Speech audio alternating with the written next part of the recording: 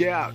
Here come former SportsCenter anchor Bob Stevens, esteemed basketball coach Rich Basirico, and Hall of Fame sports writer Curry Kirkpatrick. And someone's going under the bus. Welcome into Under the Bus. I kind of like that intro. Esteemed coach Rich Basirico. I like that. Yikes.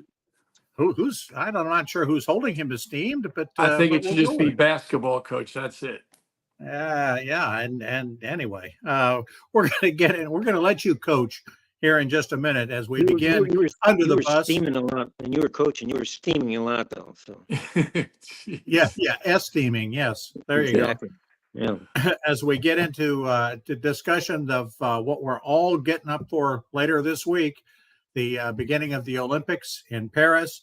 The U.S. team will be led in by you guys' favorite. You guys picked him, and to have LeBron carry the American flag in.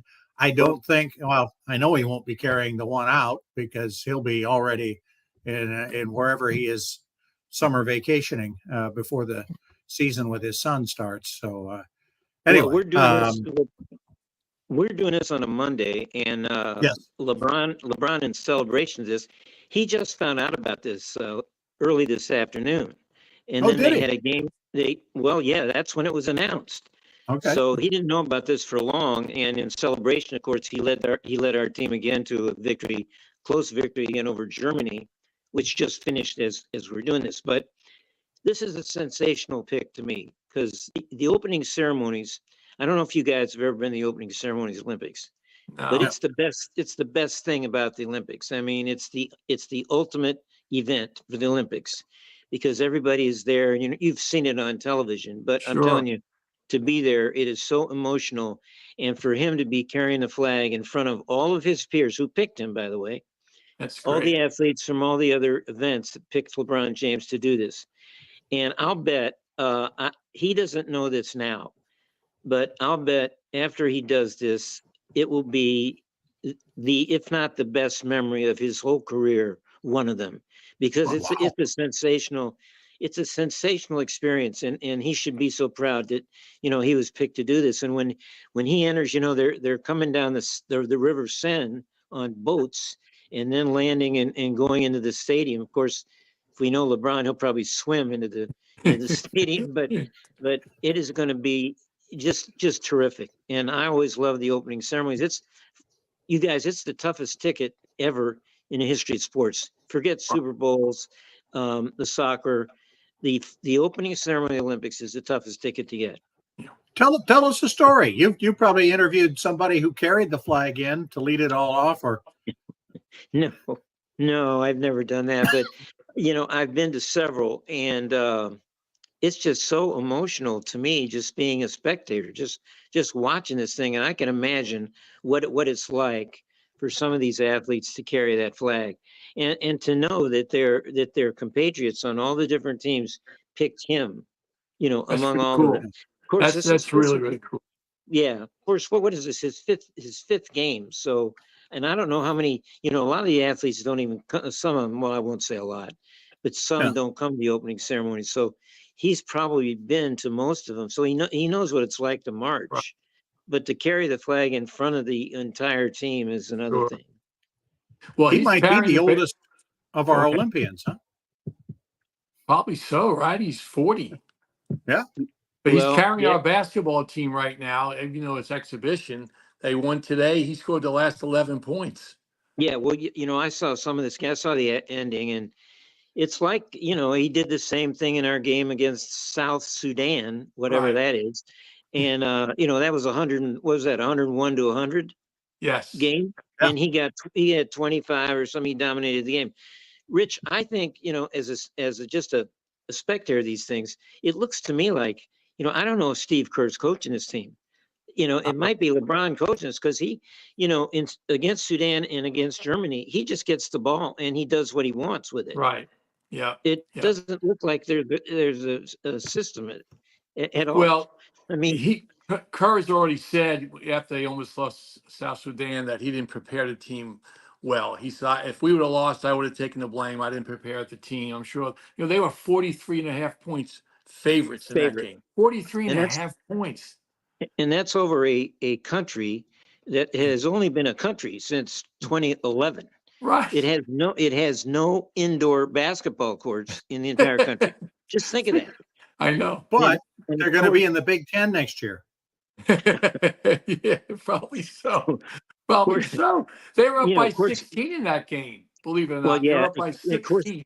And of course, they have no NBA players. Their Right. best player might be the skinny 17-year-old kid that's already bound for Duke. So, I mean, he might be their best player. But the Sudanese, it's lucky we didn't play North Sudan. I think that that's awfully. But I think it's a warning shot to us. I mean, they keep saying, well, we're okay, but we're winning these close games. But these teams are teams that they may play again. I mean, they're going to play Serbia in the real games to start off, Right. in a real game. And they may play Sudan again and Germany. They are playing And- South Sudan again, I think on the 31st. And I bet you they whip them. I bet you if they Well- don't beat them by 40, I'll be shocked. All right. But did you watch this thing today? Well, no, I'm what just is saying. I'm writing that down. I don't What- think that I mean, as you guys know, we have so much talent on that team. It's incredible. It's hard for them to play together. They don't play well together because they haven't practiced that much to begin Well, with. and so here's what happens. Kerr has LeBron at point guard at Yep. the center, out at the top. He's got Kerr on his left. He's got the Ant-Man on his right. Mhm. So LeBron gets the ball, and if he sees an opening, he's going to make a play, Sure. and it's for himself. Sure. It's for himself almost every time. He doesn't pass it back out to Curry. He doesn't. He doesn't pass it to the Ant-Man, because when the Ant-Man gets it, he's going in. He's going in the Right, basket. exactly. I mean, Yeah. Exactly. they don't look like they know what to do together. You're right. I mean, but Kerr's substitution patterns are kind of weird. He didn't start LeBron in the second half against Sudan, even though LeBron was so hot at the end of the first half. Mhm. And apparently Kerr acknowledged that LeBron was upset, and he wanted to, then he put him in, and of course LeBron started to dominate everything again. But can a 40-year-old guy keep doing this every night? I mean, the Olympic Games are coming. They come fast and furious. Yes. I don't know. It's I'm still amazed at 40 years old he can do what he does. I know he's a great player, but at 40 to do what he's doing, playing against guys, or you mentioned 17 years old, 20 years old, it's pretty amazing. But every one of those guys, as you know, during the regular season, they have to have the ball in their hands, right? They're all scorers. Yeah, Every one of them is a scorer. And it's hard for them to play without the ball. They don't do. I mean, Curry does a great job running off screens and playing without the ball. But some of these guys can't do anything until they get the ball in their hands. They don't play Yeah. well without it. You So know, it's going to be they, interesting. They keep saying Kevin Durant is going to be ready. He's going to be ready. He's supposed to be ready for Germany today. Didn't play a second. Right. And so who knows what the deal is with him. But when he comes in, he's gonna get minutes that these other guys are taking now. Yeah. And I don't know. We miss him, don't you think, Rich? I mean, Yes, absolutely. I didn't think we would, but he's the time. He'll give up the ball. Yeah, but he's got the size, and he can play from the perimeter. He can shoot the three and so forth. You're talking about Steve Kerr before. You know what his job is to try to make everybody happy. That's it. Well- He's not an X and O with these guys. He's just trying to make everybody happy. Yeah. Let's balance the minutes. Let's see what we can get. I mean, some guys aren't going to play a whole lot, but the Well, superstars. after Sudan almost beat us, he said, as you said, he admitted that he didn't prepare for their quick backcourt, because he had such quick backcourts that kept beating us. But he also said they didn't have a shoot around on Saturday morning. The game was Saturday night. Oh, They didn't have a shooter.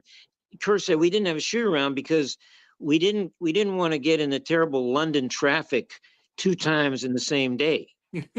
What? What are you talking about? The London traffic? He didn't want to get in the London traffic to go to shoot around? He didn't have a shoot around because he thought they had no chance to lose to that team. That's why they didn't have a But shoot still, around. well, Yeah. still, I mean, come on. Traffic, come on. That's what it is. So Yeah. Steve Kerr under the bus. He's under the bus for sure. All right.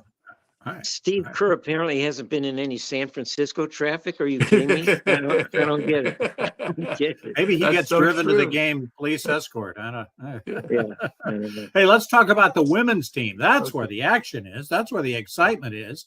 The women had their final big tune-up game against the WNBA stars, the 12 that didn't make the team, Right. and the WNBA stars whooped them.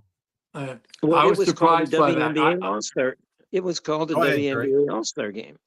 Yeah. And it was a WNBA All-Star team against the Olympic team. The All-Stars were women that hadn't been chosen for Olympic team. Right. So we had Caitlin Clark and Angel Reese, girls that hadn't been chosen. So, and it was, we finally got an All-Star game of all the sports. It was worth watching. I mean, there was real competition. There was intensity, because, these girls don't actually like each other. It doesn't seem to me. Some things, which is a great thing. But emerging from this game was a little girl named Arike Algunbawali. I don't know if I got to call her Alphabet. I mean, this girl's 5'9", and 4 years ago she didn't make the Olympic team. Right. And so she took it out in the All-Star game, and she was MVP. This game Saturday, she hadn't scored in the first half. She goes in at halftime, and Cheryl Miller, the coach, says, "Look, you've got to just breathe, just take some deep breaths and, play your game." And she kept talking about breathing, that the other girls sort of kept mocking her out. They kept going the heavy breathing. Well, Arike Alphabet got 21 points in the third quarter. She took over the game. I mean, drives, step backs, one-on-one was doing. I mean, she was terrific. She's like the women's answer to Allen Iverson. I mean, I've never heard of this girl, but I should have, because she led Notre Dame to the national championship game 2 years in a row, and the first year they won it, she made the winning shots in the semifinal and the final against Connecticut. And I remember kind of her name then because it was such a weird name I couldn't pronounce it. But I'm going again to try it. Ogunbowale. Great name. And she was easily the MVP of this game. So that's happened twice, right? Curry 21, and now this year MVP. And do you know she took her name out of that hat for the Olympic team this year? It wasn't that she didn't make it; she just withdrew her name. Oh, well, why was that? I don't know, but she was. Do we have an answer for that? I don't have an answer. I just know that she withdrew her name from the Olympic team. She probably didn't want to get screwed again. Seriously, she didn't make it last time. She said, "They probably won't put me on again this year." Well, you talk about coaching. You talk about coaching. I mean, the Olympic team got down 20 points, early in the fourth quarter, and they finally realized they're getting embarrassed. I mean, they're getting humiliated. And their coach, Cheryl Reeve, I don't know what she was doing. She didn't call a timeout at all. Yeah. She didn't change any defenses to try and stop this little Arike. And I mean, she didn't do anything as far as I'm concerned. And, for the All-Stars, Caitlin Clark, I should be embarrassed by this, but I only got excited about the game when Caitlin Clark was in it. I mean, there are all these great players, and when she made a player, I'd watch her on the TV. Right. She was 0 for 5 from deep, but she did have 10 assists. She passes the ball, just such skill. And she runs the court. She gets our team running. Well, it's not our team because she's playing against our team, actually. But she gets the All-Stars running down the court, beating the Olympic team down all the time. They won by 9 or something. Yeah. Or I don't know what. But it was a blowout, really, for But you would have thought the Olympic team would have taken a little pride in exactly, and beat them to show that they deserve to be on the team, because there've been people, talking about Reese and Clark should have been on the team. So you figure these players would come out and say, you know what, we're going to prove to our country that we're deserving. We're the best 12 in the country. No, this is the perfect setup. It happened 3 years ago. The WNBA All-Stars beat the Olympic team. Mm-hmm. And then the Olympic team went on and won the gold medal. Right. But, so it's happened before. No, this is just, what the perfect setup to coach a team would be, to coach those WNBA All-Stars. Really good players who now have a chip on their shoulder because for the first time in their lives, they didn't get picked. That's right. And so you're going to have The guy, Well, they're that going to was be Cheryl Miller. frothing at the mouth coming out. Yeah, that was Cheryl Miller. Got that reward for coaching that team. It was funny. There was another interesting point that I don't remember TV talking about this, but there's two players on the Connecticut Sun that are engaged, and one Yes. Alicia Thomas made the Olympic team, and her engaged Fiance. or the other what? What'd you call Fiance. her? Her Fiance. partner, her That's partner. that's a It's good French. word. Partner, fiance. Yeah. Named Bonner. She, but what's her name? Bonner. Her first name, I can't remember her first name. But anyway, Bonner previously was married to another WNBA player, and Wow. they had twin daughters. So now she left her, and she's now with Alicia Thomas. But TV didn't say anything about it. Now, when they played against each other, which wasn't a lot, but there was one offensive rebound that they kind of got aggressive against each other. But I was trying to watch this and see what was happening. It was the player she was married to before. I wish she had Candice Duvall. I mean, Candice Dupree. I wish she was in this game, and then we'd have playing against engaged people playing against each other, and then exes playing against. I mean, it would get very. Yeah. Let's It would just get think very about this. confusing. If it wasn't for It get- Caitlin Clark and all the PR about her, we wouldn't even know all this information. We wouldn't Right. have this Exactly. information. Hey, Yeah, I have a quick Cheryl Mills story. Can I tell it? Yes. Sure. Okay, so years ago, the women's national team trained on Hilton Head to go to the Goodwill games when they play in Russia. And we were asked, some men were asked to play against them. Nobody could be over 6'3". So I had the opportunity to play in that game against them. They had Cheryl Miller, Teresa Edwards, Ann Donovan, all these girls who were terrific. First play of the game, shot goes up. I go in, as everybody else is, for a rebound, and I feel this forearm across my chest, pushing me out of the way. And it was Cheryl Miller knocking the hell out of me out of the lane. Here's the first time I played against ladies, and man, oh man, I guess I'm in for a game here, or all of us are, because his forearm comes across. Then I was guarded Teresa Edwards, and guess what? I couldn't defend her at all. She blew by. I mean, like I was just standing still. I mean, I guess I was standing still. They were terrific. They were great players. They were. But just remember Cheryl Miller's forearm across my chest, pushing me out of the lane. And That's my Cheryl Mills story. Cheryl used to do that all the time to her brother Reggie. I Right. did a huge story on Cheryl. We had her on the cover, on the basketball cover, with Mark Price at the time of Georgia Tech, and we had her. It's the first time I think we had a college women's player on the cover, and I did a long story about her. She was hysterical.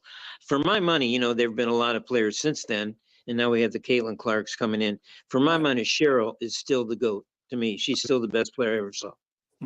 Either her or but she- Lynette Woodard. Yeah. That would be my. Oh my yeah, from University of vote for the GOAT, Kansas, too. right? Yeah. Yeah. That's right. Terrific Cheryl player. Cheryl was in Both the played huddle. with the Globetrotters. Oh, that's right. That's right. Yes, right. Hey, if you can hang with them, that's pretty good stuff.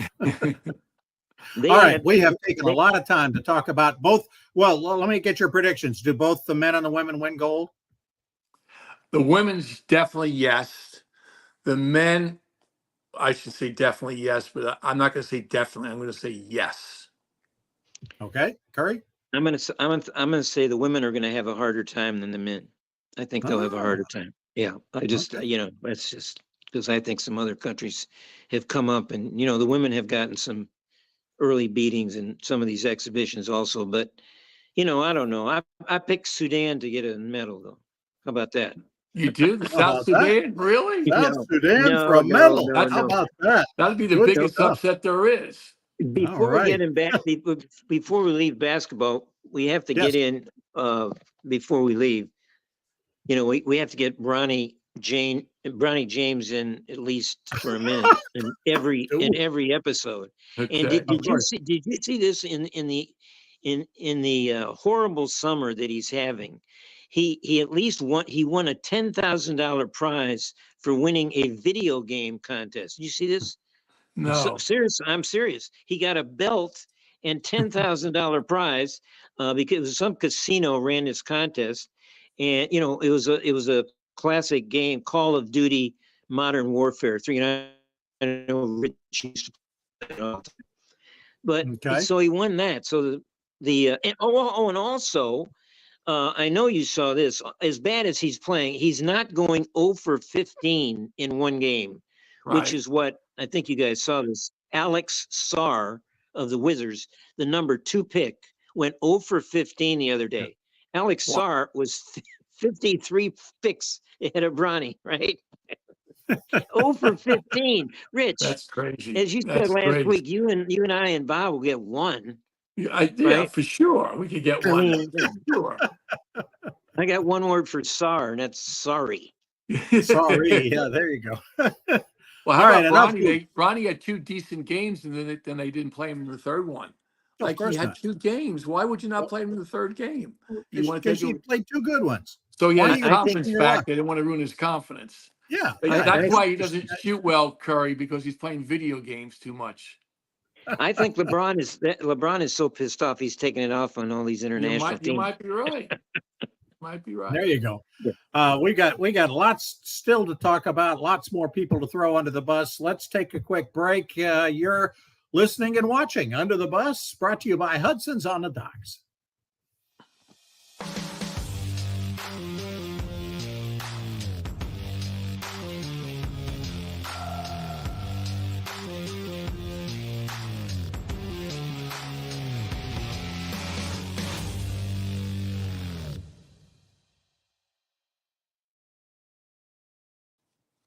We welcome you back to the Under the Bus podcast. Bob Stevens alongside Curry Kirkpatrick, who only needs one name on these podcasts, and Rich Basirico. He's just Curry. That's all he needs. That's good stuff. Any of you watch any of the Open Championship over the weekend? Of course. The bad Especially weather. Saturday when it was pouring rain and wind blowing sideways. Exactly. How about some of the scores? These guys are playing, fairly well and par golf, and then they go +10, +9. They just blew up.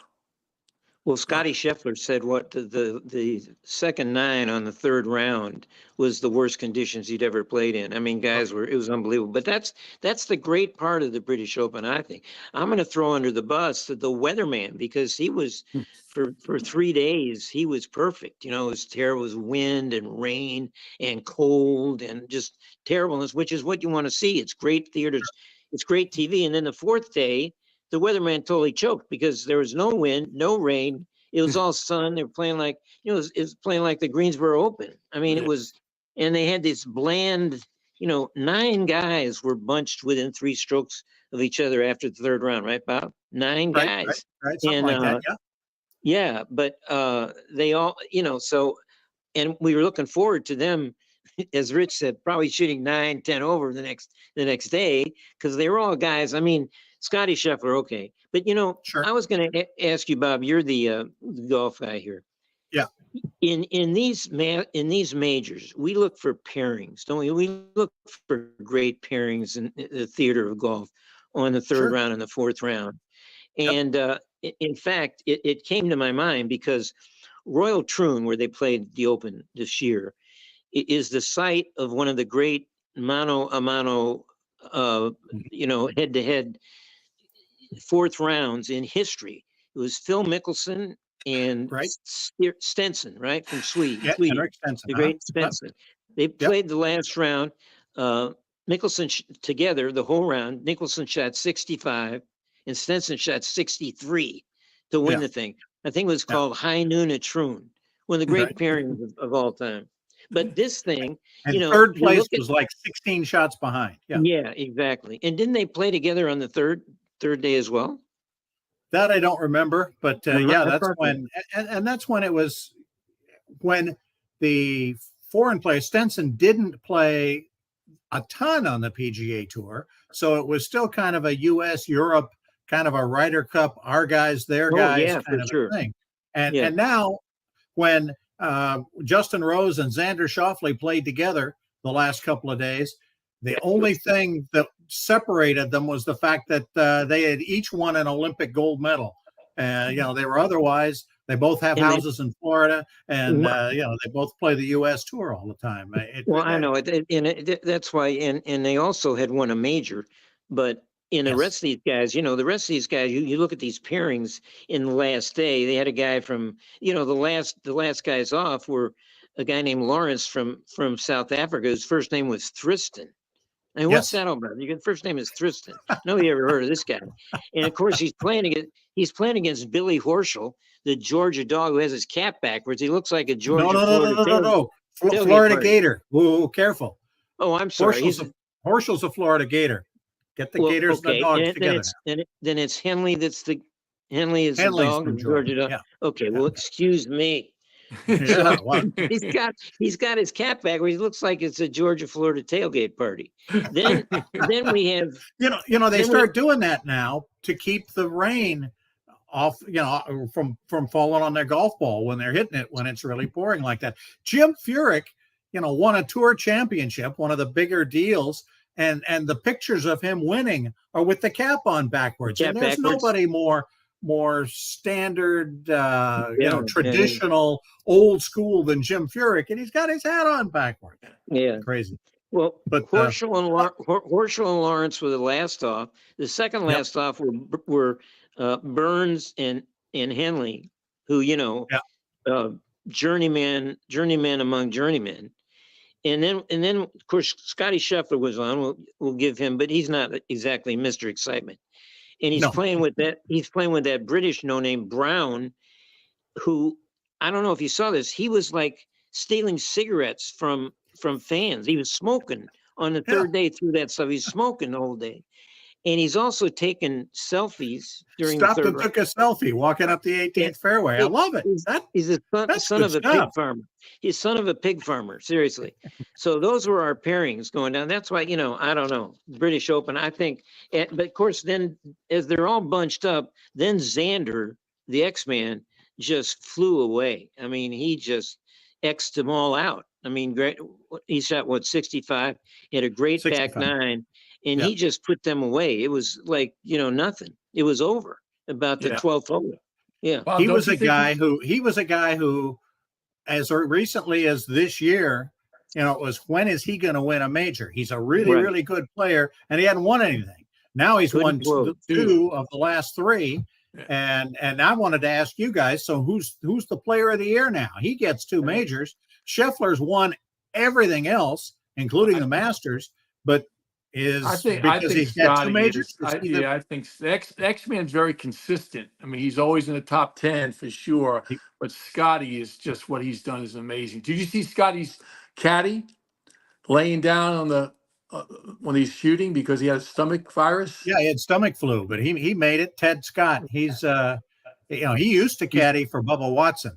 So caddying for Scheffler has got to be the coolest gig in the world when you're used to Bubba the crazy guy, and paid too. The X-Man, the X-Man said that winning at Valhalla, the PGA in May, really was in his mind as he played the last 12 holes. He said, I've done this now, I can do it again. He said, it was a really mind thing, and I don't know about your season-ending player of the year, Bob. Don't they have the players? What's the big series of? They still play the Tour Championship, which will be part of it. That's for the American pros. I think. But I'm saying they finish in Atlanta, right? Right.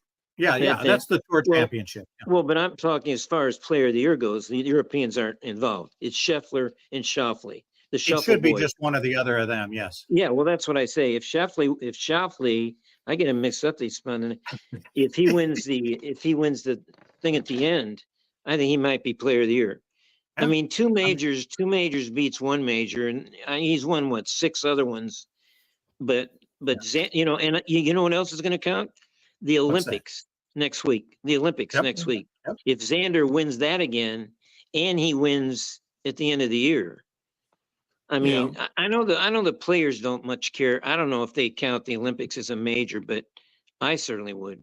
Oh, I think, it only happens once every 4 years. There's only, I mean, again, Rose has won it and Schauffele's won it. I think they're the only two guys who have a gold medal in the Olympics.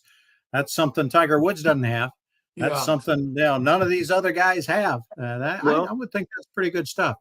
And Speaking of winning majors, we're going to talk about that when we come back.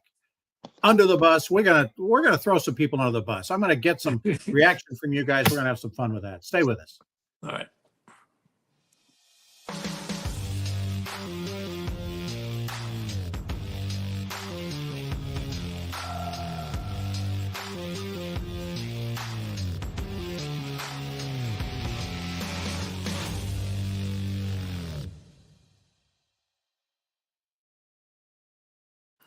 Welcome back Under the Bus. Bob Stevens, Curry Kirkpatrick, and Rich Basirico.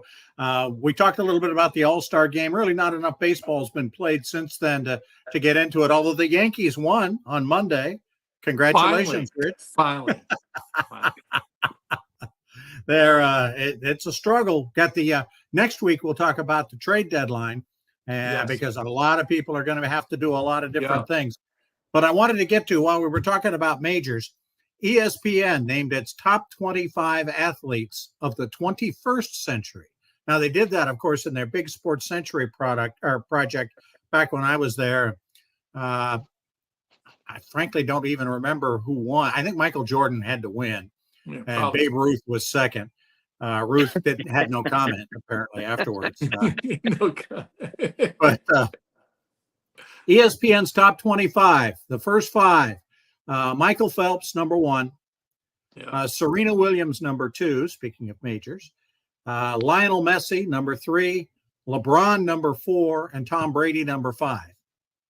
Arguments? Anybody else you'd think is better than they got? I think it's I looked at the list. I think it's what they had 70,000 people vote on this. I didn't catch what the and that there's no baseball player in the top 25, right? There was none. No, I don't think so. I think Albert Pujols was the number one baseball player. Okay. And I don't think he made the top. I know he didn't make the top 15, which is about how far I went. For you, Curry, though, Roger Federer was sixth, and then Djokovic and Nadal were 11th and 12th. That's pretty good. They had four out of the top tennis players, four out of the top 12. Yeah. Well, I think comparing athletes in different sports is a fool's errand. I mean, you can't tell. I'm surprised Michael Phelps, a swimmer, was number one. I'll tell you, in all my working with athletes and seeing athletes play, there are no better athletes in the world than hockey players, I think. Because just imagine, they're doing all this stuff as you watch them, and it's on skates. Yeah. I mean, just think of that. And much of it is done backwards. Who's the exactly? Who's the top hockey player? There's none in the top 10 that I saw. There were none. No. Yeah, there were none anywhere close. Yeah. That was Tiger. You can always. Everybody questions whether golfers really athletes. Tiger, I think, brought athleticism to golf and everybody started training and getting off fatty foods and stuff like that. I mean, there are very, very few fat golfers anymore. If you look out at it. That's true. That's true. But we do love those guys. Shane Lowry. Tiger is 8. I'll tell you an athlete that I would get much higher, because I looked where she was, and she's 63, and that's Allison Felix, who's the most decorated Olympic athlete. I don't know. You can battle 24 hours on this one. But Phelps got probably number one because he had 28 medals. But Curry, how many medals is that girl you just Allison mentioned? Felix? She's got a bunch. Katie Ledecky, what, 15th maybe? That's right. Yeah. She has a ton of medals. I wonder. By the way, I wonder. They're announcing the women's flag bearer, the Olympics tomorrow. There's a male and there's a female. Right. They're announcing that tomorrow. I wouldn't be surprised if Katie Ledecky is our flag bearer again. She should be, tomorrow. Except they probably are thinking, the athletes all vote on who carries the flag at the closing ceremonies. Right. And if swimming is the second week, and I don't know which week it is, but if it's the second week, they might want her with all of her gold medals to carry it out. Swimming's the first week. Swimming Is it the really first leads week? it off. Okay. Yeah, so she'll be long gone, I think. So track and field and I think Allison Felix the second week. Well, Felix is not. She's retired now. Finally, Oh, she's done? Oh, okay. I don't think she's running anymore. She had a baby, and I don't think she wants to have another baby. I once did. I think I told you this guy. They used to have a No. competition called the Superstars competition in Florida. Sure. It was a TV event, and they got all these athletes from different sports to come down and do swimming and golf and tennis. And they did. They got all these athletes. I did a story in the second one, and I had OJ was there, Pete Rose, Kyle Rote Jr., the soccer player. I don't know if you Yeah. remember him. Yeah. Sure. Franco Harris, Bob Seagren, the great pole vaulter, was there. Ard Schenk, who was a speed skater. Stan Smith was in the second week, as a matter of fact. Okay. And all these guys, and the guy that won was a soccer player, Kyle Rote Jr. Who's a little guy about 5'10" and real skinny. They even had an event where I think they ran a mile against each other. And of course, the event is the whole. It was a TV show basically, and it was taped. It wasn't shown, and it was done in. I think we did it in March, and it was taped and shown in the summer or something. But of course, it's famous. The famous clip is Joe Frazier trying. Joe Frazier swim. Yeah, diving off the diving board, almost drowning. Seriously, they had to go catch him in the thing. But I remember this because I was so proud because I hung around and in the they had a few days of practices where the guys were all practicing their events, and of course I hung out at the tennis courts, and so they needed players to hit against and to play games against. So I played games against these guys, and I'll tell you who I played against. I played against Seagren, Franco Harris, Pete Rose, and OJ. Wow. And I beat them all. I mean, I beat their games like a set, like I beat them 6-4, 6. But except for Kyle Rote Jr., he killed me. I think I only got two games off him. But it was great playing That these should have guys. told us. Yeah, playing these guys, me just playing, tennis. And I'll never forget Pete Rose playing against Carl Schranz, the skier. And Pete Rose was such a competitor. I mean, all the stories about him, but they're all true. He was wearing this incredibly expensive watch when he was playing tennis, and he basically was in street clothes playing with his watch. He's against Schranz, and Schranz was beating him, and Rose got so mad. He started just hustling for everything, diving on the concrete, getting all blood all over his face. I mean, it's unbelievable. And he broke this watch. I mean, he fell down several times, and the watch finally shattered. And afterwards, I said, Pete, what's the deal with the watch? He said, oh, this is, it's like $20,000 watch. It's unbelievable. He was unbelievable, Pete Rose. That's something. So we've got a story of you playing with an Olympian of Olympians. We've got Rich telling his Cheryl Miller story. I'll give you my Olympic story. Go tell us, Bob. All right, I got an Olympic story. Disney World, 1993, 4 maybe. They had a competition kind of like that, where they brought in athletes from all of the different TV markets that they were doing stuff from. They called it the Goofy Games. And one night we had these games that all of the TV stations shot their local teams. Ozzie Newsome and Pagel, the quarterback for the Browns, were the athletes from Cleveland when I was going down there. Anyway, we go to this reception party, whatever, that Disney throws one of the nights, and I get to end up playing slide hockey with Mike Eruzione.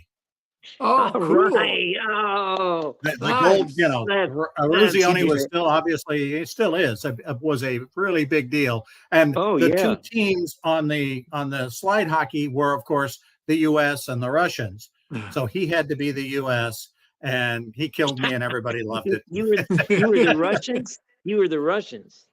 Yeah, I think it was the Russians with the other team. Might have been the Canadians. It didn't matter. Eruzione got to be the USA, and of course he's pretty good at that too. Hand-eye coordination is really good in that sport. And so all three of us have played against Olympians. That's pretty cool. There you go. Olympic stories to tell, and hopefully we'll have some more when we get back together next week. Any final parting thoughts? I have one under the bus. Bob Melvin, the manager of the San Francisco Giants, gets tossed out of the game before the game ever started. When he brought up his lineup card to the umpires, he started bellyaching about something that happened the day before, and they tossed him. I've never seen that happen before. I've heard Earl Weaver, that happened to Earl Weaver once way back, but he gets tossed before the game even starts. So he's Curry, under any the bus final for thoughts? me. Well, I told you before, this week started, I got so involved with this, digital outage all over the world. And, we were saved by, well, it's a shout out to Justin and Mahogany and Trey. They saved us from, all our computers breaking down. Right. And of course, it was, it turned out to be, they admitted it was some glitch with a company called Cloudstrike, which is sort of a company that protects all the other companies from glitches going on. Right. And I don't know how one company, how we could throw everybody in the world is, ground strike, CrowdStrike, what a name for a protective agency. And so this goes on for days. Finally, they roll out the CEO and founder of CrowdStrike, and he's a guy named George Kurtz, and so they're asking him questions, how this operation could seem like a Beavis and Butthead deal. And the thing is, the problem is the guy looked like Butthead. He had this haircut. This is the CEO. He had this haircut that went up like a point in his head. Like he combed it up like these skateboarders would have, or something. Yeah. A faux hawk. I think it was a faux hawk. Faux hawk. And if I'm a CrowdStrike guy, employee, I'm going, that's my leader. I can't believe it. But not only that's not the only problem. The problem is his name. As I said, his name is George Kurtz. Now, Kurtz, to me, when I hear Kurtz was one of the most despicable, despised anti-heroes in the history of movies, in the history of cinema. Colonel Kurtz is played by Marlon Brando. There you go. Well, that's not a good. All right. That's not what he looked like last week. Yeah. Colonel Kurtz was played by a fat, bald Marlon Brando, who got $9 million from Francis Ford Coppola to play this part for a month in the wilds of Cambodia. The movie was Apocalypse Now, still to me the greatest war movie ever made. And Harrison Ford was the military in charge, and he wanted to kill. He had his guys go into the Cambodian jungle to kill Marlon Brando as Colonel Kurtz. Kurtz had this terrifying mumble, and he looked like, he was terrifying. Look, he was one of the real bad guys in the history of movies. And when Harrison Ford sent all his guys down on a boat, and they were all these crazy characters. Everybody in this movie was nuts.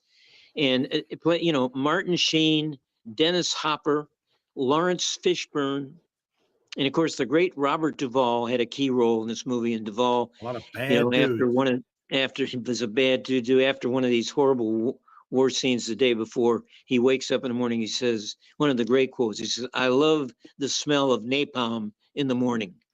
One of the historic. But to get back to Kurtz, Brando got $9 million for a month's work on this thing, and he still bitched and moaned about it. But he was a scary, scary character. I think Krause, there he is. Yeah, Faux Hawk. I think this guy, George Kurtz, has to go because, that was called Apocalypse Now. We had Apocalypse Maybe last week because of this guy. He's in charge. He's worse than the Secret Service woman that Congress put on today, and she's going to be out of a job too. But you throw him under the bus. You throw him. I would get Kurtz under the bus. All right, Kurtz under the bus for sure. All right. Well, thanks, guys. It was great fun. We'll see you all next week. Rich Basirico and Curry Kirkpatrick. I'm Bob Stevens. We want to thank the folks at Hudson's on the Docks, our sponsors on Hilton Head Island. Great place to go for old-fashioned, the restaurant, Low Country, food and drink and fun, and we want to thank them for helping us out. Thanks to Justin for the producing, and we'll be back next week, we hope, and throw some more people under the bus. Sounds good. Thank you. Under the Bus is a production of the Loco Media Network and is filmed on the Hilton Head Island campus of the University of South Carolina, Beaufort. The executive producer is Justin Jarrett, with assistance from Trey Ramsey, Mahogany Hickman, and Adam Carroll.